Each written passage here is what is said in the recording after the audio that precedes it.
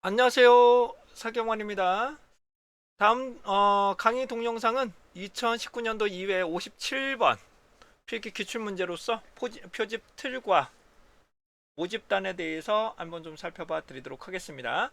이 문제에 대해서 계속적으로 질문을 하시는데 이걸 마지막으로 정리해서 설명 좀 드릴 거고요.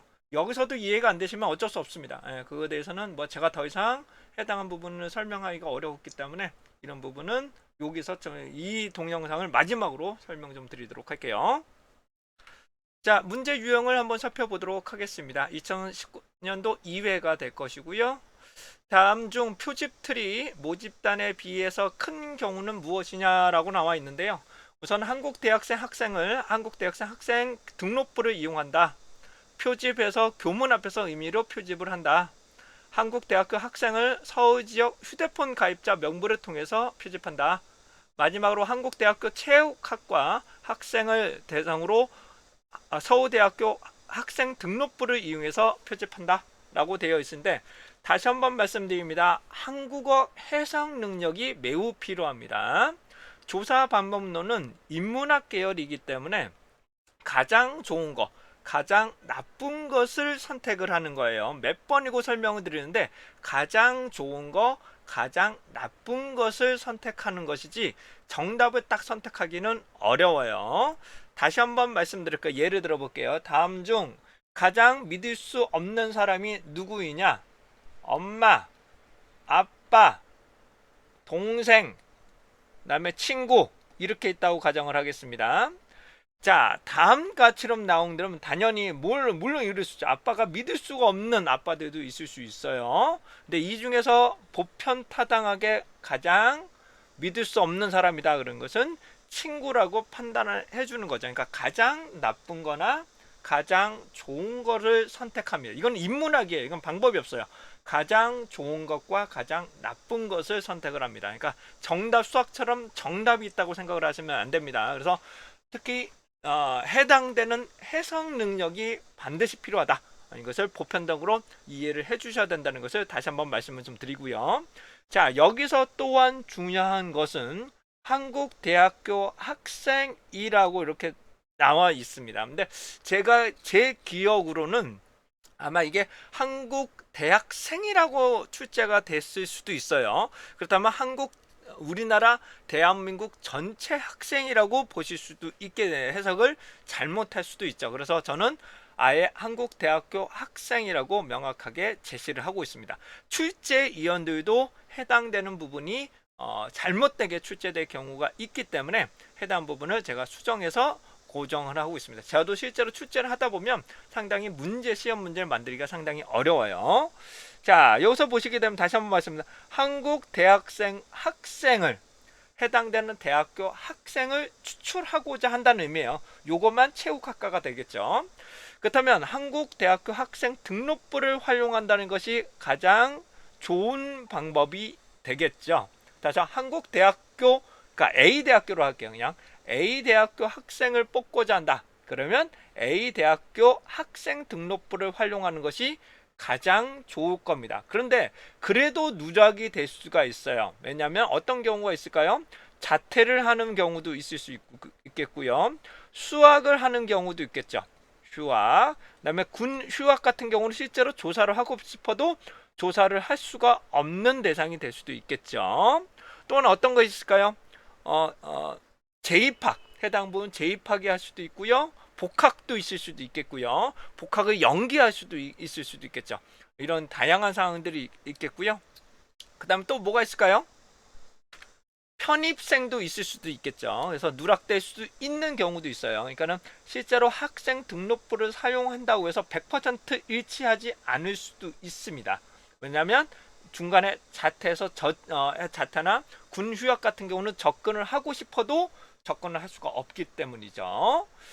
자, 근데 그나마 이게 가장 완벽한 부분이 될 것 같고요. 요거 하나씩 볼게요. 한국 대학생, 즉 A 대학교 학생을 추출하고자 합니다.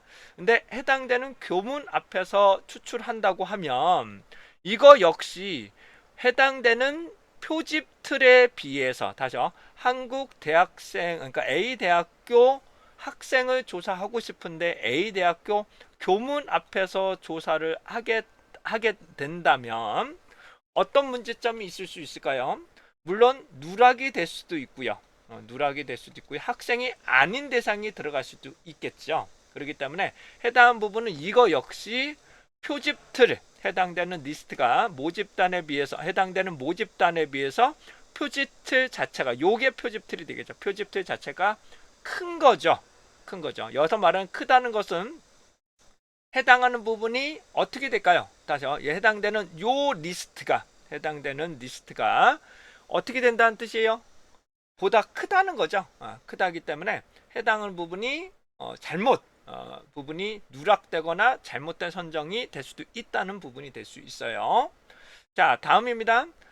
A대학교 학생을 위해서 서울 지역 전체를 하겠다. 뭐라고? 서울 지역 전체를 하겠다 그러면은 이거 역시 리스트가 매우 큰 거죠. 해당되는 표본 리스트가 너무 크다라고 보실 수가 있습니다. 다음을 봅니다. 한국대학교 체육학과 학생을 대상으로 조사를 하고 싶은데 한국대학교 학생 등록부를 사용한다는 것도 역시 큰 거죠. 해당 부분은 큰 거지만 만약에 등록부 안에 학과라는 정보가 있다면 다시요. 등록부 안에 학과라는 정보가 있다면 거의 일치하는 정보를 살펴보실 수가 있죠. 해당되는 내용이 없어요. 다시 학과의 정보가 있는지 없는지는 우리가 여기서 판단할 수가 없는 거죠. 예. 그런다면 만약 학과가 없다고 하더라도 리스트는 좋지만 완전하게 거의 해당하는 부분을 추출할 수가 있겠죠. 해당하는 부분을 추출할 수 있습니다. 하지만 2번하고 3번 같은 경우는 리스트가 그러니까 효율성이 떨어지는 거지. 이 부분은 효율성이 매우 떨어지는 경우죠. 아닌 대상이 포함이 되는 경우라고 보실 수 있습니다. 그래서 이 내용은 표집 리스트가 모집단에 보다 더 큰 경우인데 2번, 3번, 4번이 모두 표본 리스트가 모집단에 비해서 큽니다. 크다고 보실 수가 있겠죠. 하지만 이 중에서 가장 큰 건 뭘까요? 가장 큰 거는 이 부분이 되겠죠. 왜냐하면 서울 지역이라는 부분이 더 해당되는 등록부보다 더 크기 때문에 대신에 이 부분은 누락이 될 수 있거나 없는 대상을 추출할 수도 있거나 이런 부분이 더 문제점으로 지적될 수 있습니다.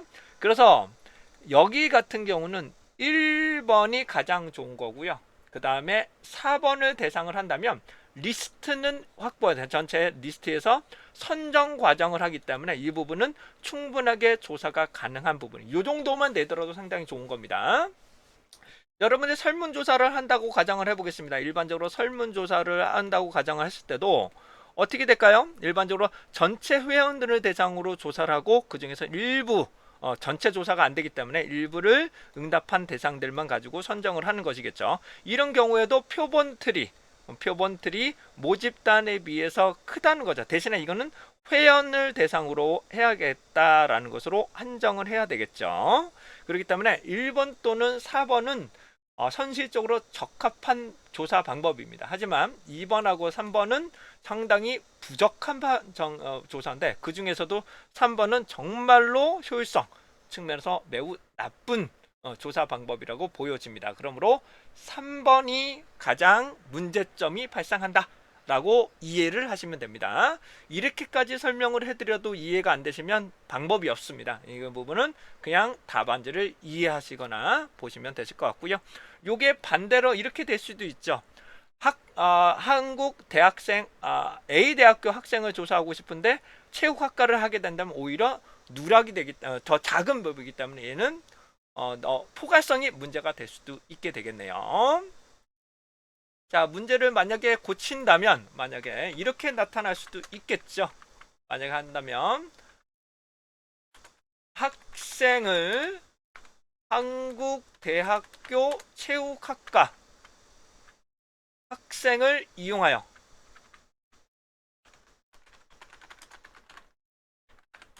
표집하는 경우 이렇게도 보실 수가 있겠죠. 이거는 매우 작은 경우 효율성 포괄성이 떨어진다라고 보실 수가 있게 되겠네요. 이것까지 보충적으로 설명드릴 수 있도록 한번 보실 수가 있겠네요.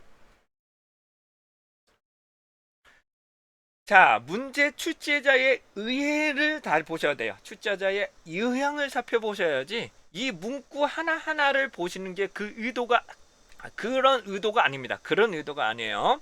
여기 출제 문제의 의도는 해당되는 모집단, 내가 알고자 하는 연구 범위에 비해서 표집틀이 큰 경우인데 그 중에서도 가장 큰 문제가 발생하는 것이 무엇인가를 판단하는 거예요. 그런 것들을 여러분들이 어떻게 된다? 문제 유형을 살펴보시면서 살펴보셔야 돼요. 그렇기 때문에 다시 한번요. 1번이 가장 좋은 거고요. 그 다음이 4번이 좋은 방법입니다. 4번은 현실적으로 가능한 집단 조사 방법이 되겠죠. 하지만 2번 같은 경우는 효율성도 문제고 포괄성도 문제점이 될 수가 있겠죠. 기다려야 되니까. 그 다음에 오지 않을 수도 있는 부분도 있겠죠. 근데 이 부분이 가장 문제점이죠. 왜냐하면 서울시역 전체 휴대폰 한다는 것은 누락이 될 수도 있고, 근데 물론 누락이 될 수도 있고요. 효율성이 더 문제죠. 효율적인 부분이 더 문제점이 될 수가 있다는 겁니다. 그래서 표집 틀의 가장 전제 조건은 4가지가 있었습니다. 포괄성, 효율성, 추출 확률, 일반성 이 4가지 조건을 어느 정도 충족을 해줘야 되는데 요거 같은 거는 거의 비슷한 부분이 될 거고요. 요거는 어떻게 될까요? 효율성 측면에서인데 거의 포함이 되어 있기 때문에 좀만 노력을 하면 됩니다. 좀만 노력을 하면 됩니다. 하지만 요거 같은 경우는 누락된 정보, 그다음에 효율성과 포괄성 모두 문제가 되는 거고, 요것도 포괄성과 효율성이 모두 문제지만 더 문제는 효율성이 더 문제가 된다.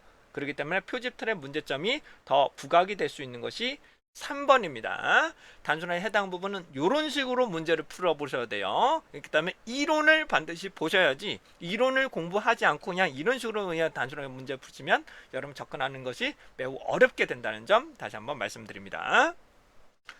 다음과 같이럼 표집틀과 모집단에 대해서 여러분들과 함께 실제로 어떻게 풀어야 되는지, 정말로 상세한 풀이인 과정 어떻게 접근해야 되는지 이렇게까지 말씀을 좀 드렸고요. 정말 이렇게까지 상세하게 설명드리는, 무료로 설명드리는 저자는 거의 없을 거라고 생각을 해서도 되실 것 같아요. 자, 여러분들의 합격을 응원하겠습니다. 여러분들을 합격하십시오.